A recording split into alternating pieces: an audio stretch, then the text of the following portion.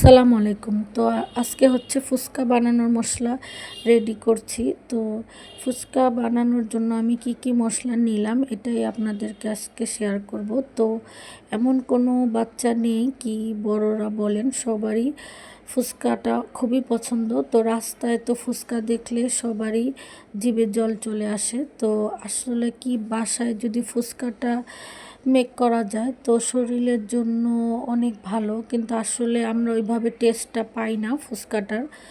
তো আমি হচ্ছে ইউটিউব থেকে একটা মশলা দেখলাম যেটা টক বানানোর জন্য। তো আজকে আমি ওই ফুচকার মশলাটাই রেডি করছি। তো আমি হচ্ছে 2টা শুকনো মরিচ আর হচ্ছে রাঁধুনি মশলা আর হচ্ছে এটাকে বলে হচ্ছে নর্মাল জিরা দিয়েছি, আর হচ্ছে ওটা হচ্ছে মিষ্টি জিরা বা মৌরি, আর হচ্ছে এটার সাথে আপনাকে দিতে হবে হচ্ছে ধনিয়ার।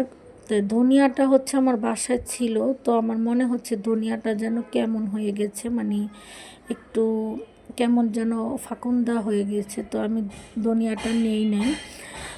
ওটা আমি স্কিপ করেছি, কিন্তু মাস্ট ধনিয়াটা দিলে আসলে ফ্লেভারটা আরও ভালো আসতো। তো সাদা গোলমরিচ দিয়ে দিলাম। তো আমি চাচ্ছিলাম যে ধনিয়াটা অ্যাড করার, কিন্তু দেখলাম যে না, ধনিয়াটা মানে আমার মনে একটা সন্দেহ ছিল, তো এই কারণে আসলে ধনিয়াটা দেই নাই, এটা আমি স্কিপ করেছি। তো প্রথমে হচ্ছে হালকা করে মশলাগুলো ভেজে নিয়ে পরে হচ্ছে মরিচটা হালকা একটু ভেজে নিলে ভালো হয়। আসলে আমার হিসেবে হচ্ছে মশলা যত কম ভাজা যায় ফ্লেভারটা ততই ভালো থাকে। তো আমি হচ্ছে তেঁতুলটা গুলিয়ে নিলাম। আজকে হচ্ছে আমার বোনেরা এসেছে, তো আমরা হচ্ছে সবাই মিলে ফুচকাটা খাবো। আসলে একা কিন্তু সব কিছু মজাও লাগে না। তো এটা আমি হচ্ছে মরিচের গুঁড়ো দিয়ে দিলাম, এটা হচ্ছে টালা মরিচের গুঁড়ো, আর লেবুর রস এটা তো লাগবেই, আর হচ্ছে মশলার গুঁড়োটা যেটা আমি ব্লেন্ডার করে নিয়েছি। আসলে মশলাটা বানাতে গেলেও আমার মনে হয় যে ওই যে দোকানে আমাদের টেস্টটা আসলে আসে না।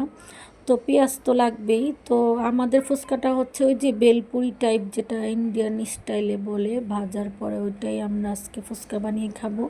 তো আমি হচ্ছে একটু চটপটি মশলা দিয়ে দিলাম, রাঁধুনি চটপটি মশলা, সাদা লবণ, আর সেই সাথে কাঁচামরিচের কুচি দিয়ে দিচ্ছি। বাচ্চাদের জন্য আসলে কাঁচামরিচটা অত অ্যাড করতে পারি না।